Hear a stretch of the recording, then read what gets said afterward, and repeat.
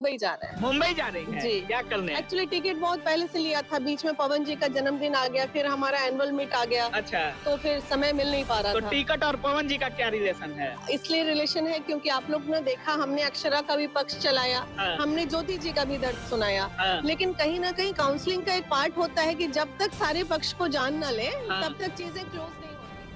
Power star Pawan Singh और ज्योति सिंह के मामले को लेकर आया एक नया मोड़। तो क्या है खबर, इस वीडियो में हम जानने वाले हैं। तो बेशक अगर आप पावर स्टार पवन सिंह के सच्चे फैन हैं तो चैनल को सब्सक्राइब करके छोटा सा कमेंट जरूर करना और वीडियो आप पूरा जरूर देखिए। देखिए, सबसे पहले मैं आपको बता देना चाहता हूं कि भोजपुरी इंडस्ट्रीज में जितने विवाद थे बिल्कुल ख़त्म होने को आ रहे हैं।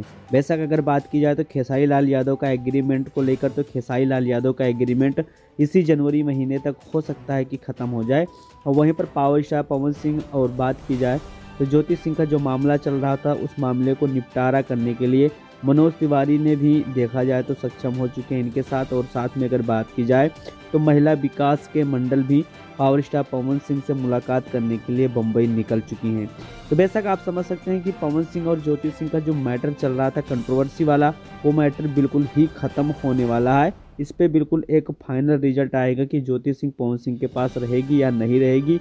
अगर नहीं रहेगी तो उनको जो चाहिए वो पवन सिंह देने के लिए तैयार हो जाएंगे। तो वैसे